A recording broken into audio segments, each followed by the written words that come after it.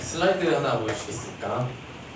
좀 뜬금없게 느껴질 수 있는데 한 가지 질문을 좀 여러분께 드리고 싶습니다. 여러분은 만약 누군가가 1년간 감옥에 들어갈 범죄를 저지르면 10억을 준다고 한다면요, 그럼 여러분 어떻게 하실 건가요? 10억입니다. 예. 1년만 갔다 오면 됩니다.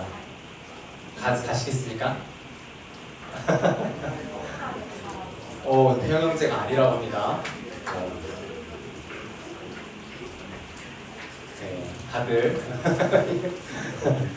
나름대로의 생각들이 있으실 텐데요. 자, 이거를 설문조사를 실제로 한 적이 있습니다. 한번 넘겨주십시오. 자, 초등학생, 중학생, 초등학생부터 대학생까지 이거를 조사를 했어요. 그랬더니 결과가 어떻게 나왔냐?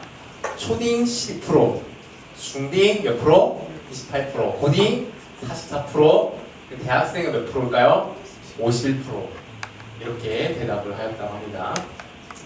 자, 이게 언제 조사한 거냐면요, 2013년에 조사했던 거예요. 네. 그러면 지금은 어떨까요? 2013년 어떨까요? 어느 정도 될까요? 조사해보지 않으면 모르겠죠. 제가 이걸 얘기하는 게요, 2014년에 이랬는데 지금 얼마나 더 심해졌겠는가, 그거를 좀 말씀드리고 싶은 건 아니고요. 제가 얘기하고 싶은 거는 사람은 자기 이익을 위해서 어떻게 할 수 있다? 얼마든지 범죄를 저지를 수 있는 존재다라는 거를 말씀드리고 싶은 거예요. 그리고 이게 또 솔직하게 이야기한 사람이 이 정도 나온 거지, 진짜 그런 상황들 왔을 때 진짜 그 마음에 있는 그것들을 그것까지 다 포함해서 한다라고 한다면은 사실 이보다 더 높은 퍼센티지로 나오지 않을까, 그렇게 조금 생각을 합니다. 그리고 또 이것이 또 알려주는 건 뭐죠? 사람은 어떤 거예요? 나이가 먹을수록 뭐 한다? 자기 이익을 위해 범죄를 저지르고자 하는 그런 것들이 더 수월하게 나타난다라는 걸 알 수 있고, 근데 또 모르죠. 이게 그냥 나이를 먹을수록 좀 더 솔직한 건지, 현실을 좀 더 자각해서 그런 건지, 이제 뭐 그런 건 모르겠지만 어쨌든 분명한 건 뭡니까? 사람의 마음에는 뭐가 있다? 이익을 위해서라면은 얼마든지 범죄도 불사하지 않고자 하는 그런 마음들이 있다라는 겁니다. 자, 그런데요, 이런 거 이제 얘기할 때 꼭 이런 얘기도 나오죠. 야, 옛날에는 아니랬다. 너네 때는 왜 그러냐? 갈수록 세상이 약해진다. 이런 말들을 좀 많이 합니다. 근데 정말 정확하게 말하면요, 세상은 원래부터 이렇게 악했어요. 물론 이 몇십 년의 기준으로 보면은 그때에 비하면 뭔가 겉으로 보이는 어떤 도덕 의식이나 현상들이 좀 더 안 좋아지고 하는 그런 것들은 있겠죠. 있을 수 있어요. 근데 여러분, 이거를 인류 역사 전체로 한번 확장해서 보자는 거예요. 우리가 자꾸 조금만 보고선 조금만 여기 뭐 악해졌다, 잘 좋아졌다 이렇게 보지 말고 인류 역사 전체로 한번 보자고요. 그럼 어떻게 될까요? 이게 뭐 특별한 일일까요? 이런 현상들이? 전혀 그렇지 않다는 거예요. 인류 역사가 시작된 이래로 늘 인간 사회는 이러했다라는 겁니다.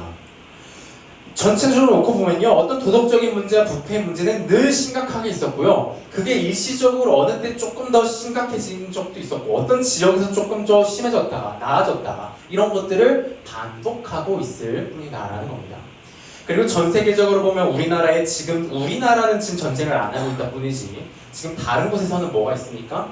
전쟁이 있고요. 또 전쟁을 통해 아주 끔찍한 일들이 벌어지고 있습니다. 그리고 우리나라에 굶어 죽는 사람이 없지. 그렇지만 또 전 세계적으로 보면 어느 곳에서는 어떤 사람들이 분명 있어요. 굶어 죽는 사람들이 있다라는 겁니다. 또 나라의 지도자들은 진실로 인류를 사랑하고 인류를 이롭게 하기 위해 일을 하기보다는 늘 뭐예요? 자기들의 이권을 위해서 서로 싸우고 죽이는 일들을 하고 있죠. 지금만 그럴까요? 지금만? 아니죠. 옛날부터 인류 역사가 시작된 이래로부터 지도자라는 것들이 생긴 때부터 늘 그래 왔다라는 겁니다. 평범한 사람들도요, 조금만 자기 기분이 나쁘면, 조금만 자기에게 손해가 끼쳐오면 어떻게 하죠? 죽자 살자 싸우고요. 자기 이득을 위해서라면 서슴없이 남을 상처 입히기를 주저하지 않죠. 옛날이나 지금이나 늘 이루는 인류의 골치 아픈 문제인 거죠. 여러분, 세상 왜 이럴까요? 인간은 왜 그 긴 인류 역사 가운데 왜 자꾸 이런 문제와 비극들을 일으키는 걸까요? 왜 이걸 멈추지를 못하는 걸까요? 그 원인으로 될 수 있는 것 중에 하나가 바로 제5계명인 내 부모를 공경하라를 사람들이 지키지 못하고 있기 때문이라고도 이야기할 수 있습니다. 갑자기 이게 무슨 소린가? 부모 공경하는 거랑 세상 문제랑 무슨 상관인가? 라는 생각이 들 수 있는데요. 이 제5계명은요 단순히 부모님께 효도해라, 부모님 말씀 잘 들어라 차원의 계명이 아니에요. 뭐냐면 바로 권위에 관한 문제를 다루는 계명이에요. 그러니까 5계명이 부모님의 말씀에 잘 순종하라는 말이 맞는데요. 근데 그냥 딱 이것만 말하는 게 아니라 모든 위에 있는 권위들을 말하고 있는 거고요. 그러니까 이제 예를 들어 뭐가 있겠어요? 부모님뿐만 아니라 누구도 있어요. 학교의 선생님도 있을 수 있고, 나라로 따지면 뭐가 있어요? 대통령이나 국회의원, 이런 지도자들이 있겠죠. 이런 식으로 우리에게 어떤 규칙을 주고 그 규칙을 따르도록 하는 모든 권위들에 순종하고 그들을 섬겨라 라는 계명이 몇 계명의 이야기라? 5계명의 진짜 의미다 라는 겁니다. 자, 이런 게 권위고 또 이런 거를 지키라고 하는 게 5계명인데, 이거를 지키지 않을 때, 이 권위를 인정하지 않을 때 어떤 식으로 좀 문제들이 발생하게 될까요? 부모님이 뭐 이렇게 도덕적으로 윤리적으로 좀 착하게 살아라라고 하는 말들을 자녀들에게 할 텐데 그 말을 자녀들이 순종을 안 해요. 권위를 인정 안 해요. 그럼 어떻게 될까요? 그 말을 따르지 않겠죠. 그리고 자기 욕심대로 자기 뜻대로 여러 가지 도덕적이고 비도덕적인 그런 문제들을 범하겠죠. 또 국가가 하지 말라고 하는 법들을 사람들이 또 그 권위를 인정하지 않으면 어떻게 될까요? 안 지키려고 하고, 그래서 여러 사회 문제들이 발생을 하게 되겠죠. 또 국가들끼리 세계 평화를 위해 이렇게 하자고 세운 규칙이나 합의 사항들이 있습니다. 근데 또 이 국가들이 또 그 세계 규칙, 우리가 함께 연합으로 만든 그 권위를 또 인정하지 않는다면 어떤 식으로 나타날까요? 또 국가들이 또 자기들의 이익을 위해서 서로가 범죄하고 문제들을 일으키게 된다는 것이죠. 자, 이런 식으로 보다 보면 어떤가요? 세상에서 나타나고 있는 이 모든 문제들의 원인이 뭐죠? 바로 권위를 인정하지 않으려는 태도. 10계명의 이 제5계명을 어기는 게 그 원인이다라고 이렇게 볼 수도 있다는 겁니다.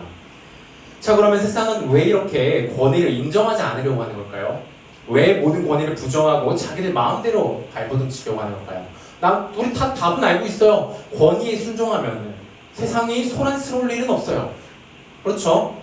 근데 늘 뭐가 나타나요? 권위에 순종하지 않고 싸우고 막 반역이 일어나고 이제 이런 일들이 계속해서 벌어지니까 그런 세상이 어지럽다는 말이에요. 이건 다 알고 있단 말이에요. 근데 왜 안 지키는 걸까요? 안 지켜지는 걸까요?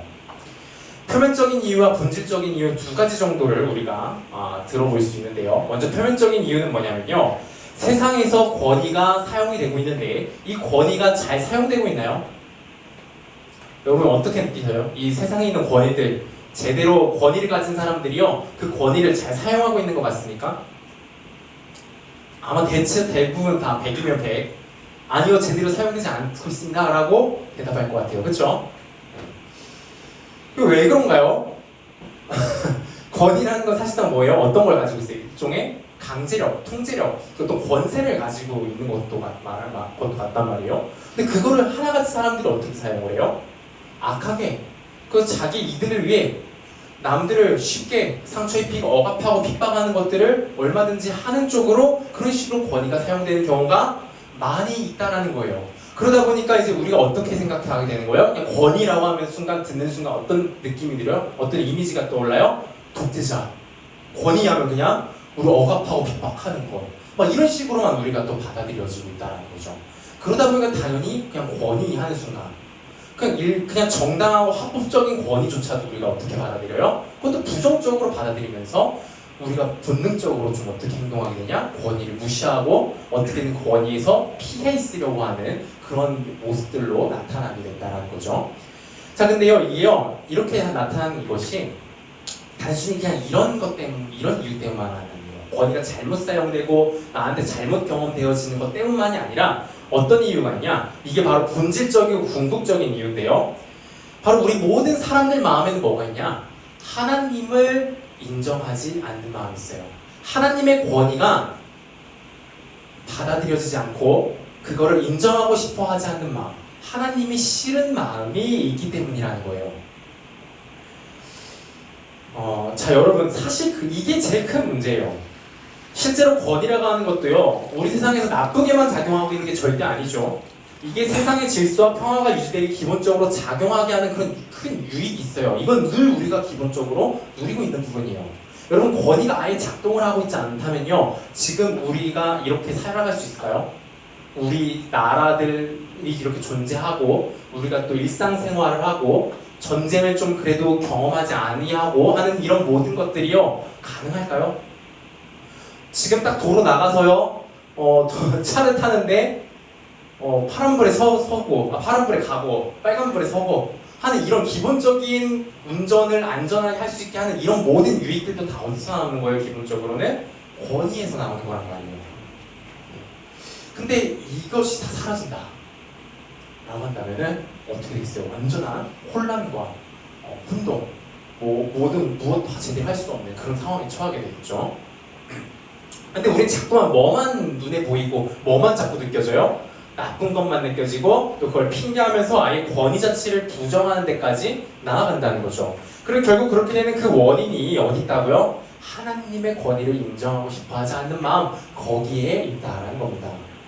여러분, 세상에 존재하는 모든 권위는요 하나님으로부터 나왔어요. 하나님이 권위를 사람들에게 나눠주시고 사람들이 권위를 통해 세상을 다스리도록 그렇게 세상의 질서를 세워놓으셨고 실제로 이러한 권위들을 통해 상당 부분 세상이 나름대로 유지되고 평화를 누릴 수 있는 많은 유익들을 주고 있다는 거죠.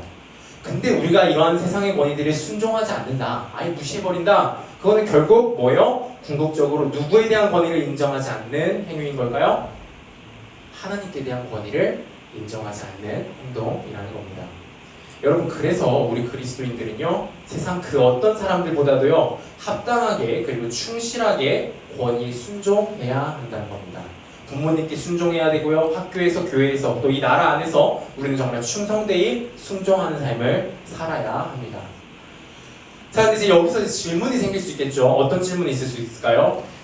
어디까지 순종해야 될까요? 라는 거가 있을 수 있겠죠.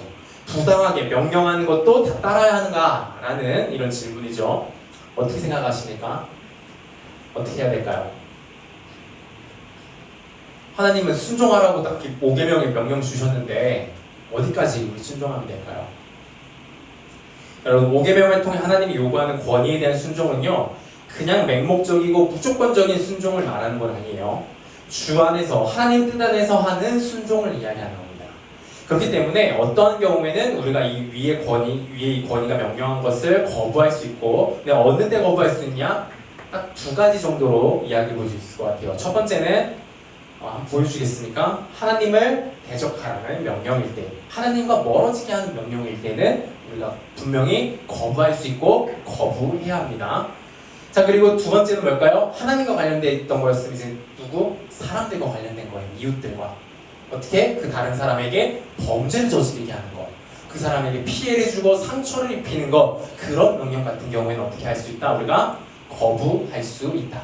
그리고 거부해야 한다라는 겁니다. 예를 들어서 이제 뭐가 있을까요? 하나님 믿지 마라. 야, 교회 가지 마. 예배 드리지 마. 라는 이런 명령들은 우리가 어떻게 할 수 있어야 되는 거예요? 듣지 않을 수 있고 또 듣지 않도록 좀 해야 한다라는 거겠죠. 그리고 이제 또 시험이나 이제 중요한 일들을 앞둔 친구들 같은 경우에는 부모님이 좀 어떤 식으로도 하는 경우가 있어요. 야, 너 지금 시험이 얼마 안 남았는데, 야, 너 지금 그 일 중요한 일이 있는데 교회에서 왜 이렇게 시간을 좀 너무 많이 보내는 것 같아? 그래서 좀 너가 그거 집중하면서 해라. 하나님 경건 시간 이런 거 좀 줄이고 그렇게 해라 라고 이런 식으로 얘기하실 수도 있겠죠. 이런 건 좀 어떻게 하면 좋을까요? 순종하지 않을 수 있겠죠. 거부하고 우리가 그렇게 해야 된다라는 겁니다. 자, 그리고 그런데 이제 부모님이 범죄 저지르라고 하는 것도 아니고 하나님을 이제 대적해야 하는 것도 아니에요. 근데 이제 그런 경우 있을 수 있겠죠. 이거 부모님 말 들으면 내가 귀찮아, 내가 좀 피곤해져, 이런 명령들이 좀 있을 수 있어요. 이런 거, 이 2가지 경우가 아닌데, 그럼 그때는 어떻게 해야 되는 거예요? 부모님께 순종해야 한다는 겁니다. 근데 우리가 이런 때에도 다 어때요? 좀 하면서 다 무시하고 다 따르지 않는 우리의 경향들을 좀 볼 수 있게 되죠. 자, 그래서 우리가 이런 것들 해야 되는 거고, 또 정부가 이제 어린이 안전을 지키겠다 법을 만들었어요. 근데 이제 다른 부분 제대로 좀 고려하지 않아서 좀 이상하게 만들어서 이 모든 나라가 좀 비효율적으로 굴러가게끔 뭔가 만들었어. 자, 근데 그 이 법 지켜야 될까요? 말아야 될까요? 네, 지켜야 됩니다.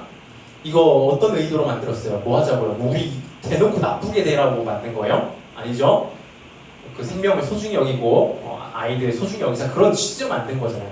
그러면 이게 조금 잘못 만들어졌더라도 그 당장에는 우리가 어떻게 해야 되는 거예요? 순종하고 따라야 된다는 거죠. 여러분 부모님의 경우도 그렇고 이 정부의 경우도 그렇고 당연히 우리가 마땅히 합법적으로 소통할 수 있는 것들은 충분히 소통하고 의견을 나누는 거는 아무 문제 없어요. 해야 되는 거예요. 근데 우리가 권위를 순종하지 않는다는 것은 뭐예요? 그런 것들 합법적인 것 선을 넘어서서 우리가 그것을 아예 무시해버리고 일부러 어기고 하는 그런 것들을 이야기하는 겁니다. 그래서 이런 것들 우리가 좀 잘 생각해 볼 필요가 있습니다. 자, 근데 그러니까 우리가 이렇게 이야기를 나누는데 이 위에 있는 이 권위들, 세상에 세워진 이 권위들에 우리가 순종해야 된다. 이제 그걸 이야기했는데요. 왜 그런가요? 왜 우리가 순종해야 된다고요? 하나님이 세우신 권위니까 우리가 순종해야 된다는 겁니다. 이걸 거스르는 건 결국 누구를 거스르는 거다? 하나님을 거스르는 거다라는 겁니다. 그래서 비록 위에 있는 어떤 권위자들이 부족하고 비효율적이고 좀 덜 합리적이어서 최고 최상의 말씀이 아니라 부족하고 연약한 말씀을 하실지라도 그게 하나님을 대적하고 범죄하라는 것만 아니라면 누군가에게 해를 끼치는 것이 아니라면 어떻게 해야 된다? 순종해야 한다는 겁니다. 자, 이것을 이제 하이델베르크 교리문답이라는 게 있어요. 이게 좀 종교개혁가지 칼빈 이후였나요? 어쨌든 그쪽에서 이제 정리한 교리문답인데요. 우리 한번 답이라고 되어 있는 것을 읽어볼까요? 시작. 나의 부모님 그리고 내 위에 있는 모든 권위의 모든 공경과 사랑과 신실함을 나타내고 그들의 모든 좋은 가르침과 징계에 대해 합당한 순종을 하며 또한 그들의 약점과 부족에 대해서는 인내해야 합니다. 왜냐하면 그들의 손을 통해 우리를 다스리는 것이 하나님의 뜻이기 때문입니다. 왜 순종해야 된대요? 그들의 손을 통해 우리를 다스리는 게 하나님의 뜻이기 때문에 하나님이 세운 권위니까 라는 의미입니다. 그들이 좋은 가르침, 마땅한 가르침, 마땅한 징계를 줍니다. 어떻게 해야 됩니까? 당연히 순종하고 적극적으로 받아들여야겠죠. 근데 그들이 약점과 부족으로 인해서 조금 잘못된, 조금은 좀 부족한 그런 말씀들을 했다. 그때는 어떻게 해라? 거슬러라가 아니라 어떻게 해라? 인내해라 라는 명령을 주고 있습니다. 여러분, 권위란 결코 하나님 없이 논해질 수 없어요. 하나님 없이 권위를 대하는 순간요, 사람은 완전 권위주의자가 되어버리거나 아니면 완전 무권위주의자가 되어버립니다. 자, 어떻게 될까요? 자, 하나님의 권위라는 것을 인정을 안 해요. 그런데 사람이 두 가지 경우가 있을 수 있겠죠. 자기가 권위를 가진 위치에 있을 수 있고 자기가 어떤 권위에 다스림을 받는 위치, 두 가지 경우가 있을 수 있잖아요. 내가 하나님의 권위를 인정하지 않아요? 그러면 내가 권위를 다스림을 받는 위치에 있다고 한다면은 그 위에 있는 권위를 인정하고 싶겠어요? 전혀 인정하고 싶지 않겠죠. 그럼 뭐를 주장하게 되는 거예요? 권위 그딴 게 뭐가 필요해? 하면서 모든 권위를 버리고 싶어 하죠. 무권위주의자가 돼버려요. 자, 근데 내가 막상 권위를 가졌어. 권위를 가진 위치에 섰어요. 근데 그러면서 동시에 하나님의 권위를 인정하지 않는다? 그럼 어떤 식으로 행동할까요? 자기가 가진 권위를 어떻게 해요? 누구 눈치도 안 보고 하나님 눈치도 안 보고 어떻게 해? 자기 마음대로 아주 자기 뜻대로 자기 이득을 위해서 그 권위를 무참히 휘두르겠죠. 이런 식으로 나타납니다.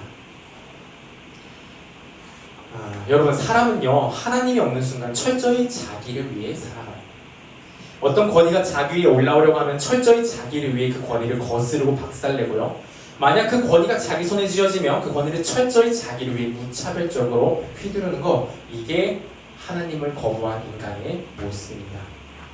여러분, 이것 때문에 우리가 권위의 그 이미지가 나쁜 거예요. 권위 그 자체가 나쁜 게 아니라. 근데 여러분, 이런 모든 권위들이요 하나님의 권위를 인정할 때 그때는요 이 권위라고 하는 것이 정말 아름답게 정말 무수히 많은 유익과 선을 우리에게 베풀어주는 너무나도 좋은 하나님의 도구라는 것을 여러분 꼭 기억하면 좋겠습니다. 그리고 이 바른 권위의 모든 근원은요 바로 하나님의 권위를 인정하는 것에서 시작합니다. 윗사람이나 아랫사람이나 모두 하나님의 권위를 인정하고 하나님께 복종할 때 진정으로 참다운 권위가 나타나고요. 진정으로 참다운 순종이 있게 되고요. 그게 우리 영혼의 또 세상을 아름답게 하는 길이라는 겁니다. 여러분, 그런데 우리 어떤가요? 우리 잘하고 있습니까? 여러분 어떠십니까? 한번 잘 생각해 보십시오.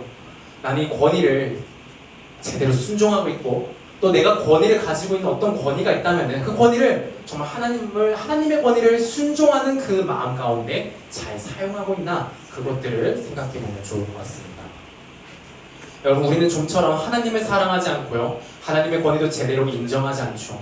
그저 누가 조금만 위에 있으면 다 부숴버리려고 하고, 조금 누가 내 밑에 있으면 아주 권세를 부리며 이리저리 부려먹고 괴롭히는 것이 우리의 모습이에요. 우리는 이렇게 직접적으로나 간접적으로나 철저히 하나님의 권위에 도전하는 자들이에요. 여러분, 우리는 이런 식으로 무수히 많이 하나님의 권위에 도전을 하고 있다고요. 여러분, 어떤 권위에 도전을 했어요? 그러면 그것에 대한 대가와 결과가 뭐죠? 심판이죠. 심판 받아야 됩니다. 그 대가를 치러야죠. 자, 근데요, 여러분, 어쨌든 이런 권위들이 있는데 이 권위 앞에 우리가 안전해야 될 거 아니에요. 권위라고 하는 게 좋게 작용을 해야 되는데 우리가 조금만 이게 잘못하면은 이 굉장한 위협이 된단 말이에요. 어떤 게 있을까? 어떻게 하면 안전할 수 있을까요? 첫 번째, 그 권위에 완벽히 순종하면 돼요.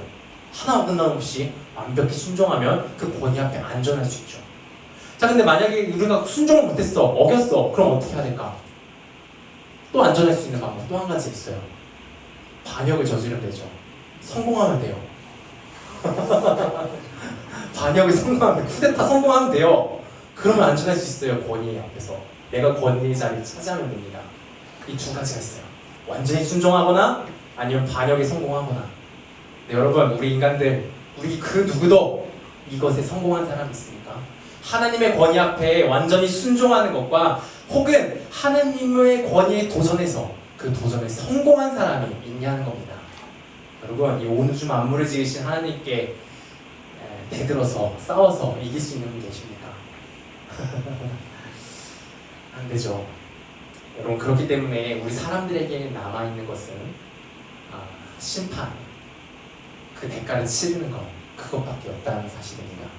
여러분, 그런데 이런 우리에게 예수님께서 오셨어요. 예수님께서 오셔가지고요, 우리가 이제 하나님께 순종하지 못했으니까 치러야 되는 그 대가를요, 예수님께서 대신 그 대가를 받으셨어요. 그게 뭐예요? 예수님의 십자가죠. 예수님 대신 죽으셨어요.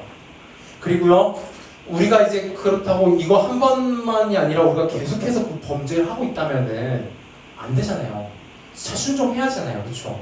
우리가 해야 되는 순종의 거리가 계속해서 있잖아요. 권위 순종해야 하잖아요. 그것에 대한 순종조차도요, 우리가 계속해서 못하니까 누가 순종해줬냐? 예수님이 인간이 되셔서 대신 다 순종을 해주셨다는 겁니다.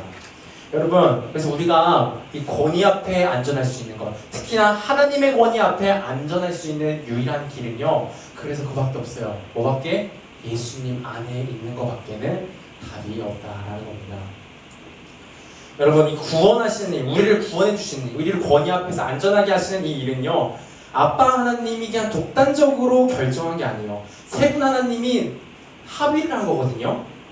그렇죠? 그래서 이 구원하는 일을 결정했을 때 어떤 일이 있었겠어요? 하나님 아버지께서 말씀했겠죠. 예수님께, 야, 너가 얘네 죄를 대신해서 네가 다 당하고 네가 대신 순종하고 네가 다 짊어져라, 그렇게 해라 라고 얘기했겠죠. 이것에 대해서 예수님이 어떻게 대답하신 거예요? 예, 그렇게 할게요 라고 하시고 정말 오시고 그 모든 일들을 해주셨던 거죠. 여러분들, 이게 말이 되나요? 여러분이 예수님의 입장으로 한번 생각을 해보세요. 여러분이 그 예수님의 입장이에요.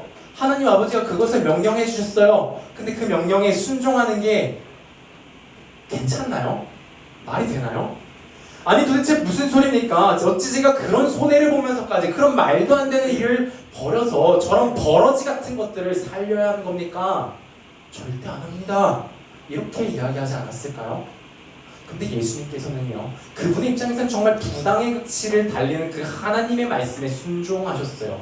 그렇게 이 세상에 인간의 몸을 입고 오셔서 모든 이들의 조롱과 모욕 속에서 십자가에 못 박힘을 당하셨어요. 왜 이렇게까지 하신 거예요? 우리를 사랑하셨어요. 우리를 선하고 아름답게 만들고 우리 인생을 진짜 복 안에 두기 위해서, 하나님의 권위 안에 있게 하기 위해서 그렇게 하셨다는 겁니다. 여러분, 이보다 더 우리에게 좋은 권위, 진심으로 따를 만한 권위자가 있을까요? 여러분, 이보다 더 우리의 사랑과 신뢰를 받으실 만한 참된 권위자가 있을까요? 진실로 주님의 너무도 찬란하고 아름다우신 우리를 향한 사랑과 희생을 여러분 보게 되기를 원합니다. 좀처럼 믿는 마음이 들지 않고 사랑이 들지 않고 그러신가요? 여러분, 그 믿음 없음을, 사랑 없음을 도와달라고, 믿음과 사랑을 도와달라고 주님께 구해보세요.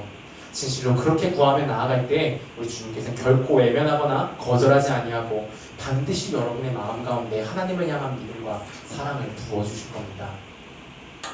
그렇게 우리가 제대로 하나님을 사랑하고 신뢰하며 그래서 하나님의 권위에 제대로 순종하게 될 때에 이 온 세상 완전하진 않지만 그래도 세상 가운데 회복이 되는 역사가, 그래도 하나님 나라의 모든 선하고 아름다운 것들을 맛보고 누리는 역사가 나타나게 될 거예요.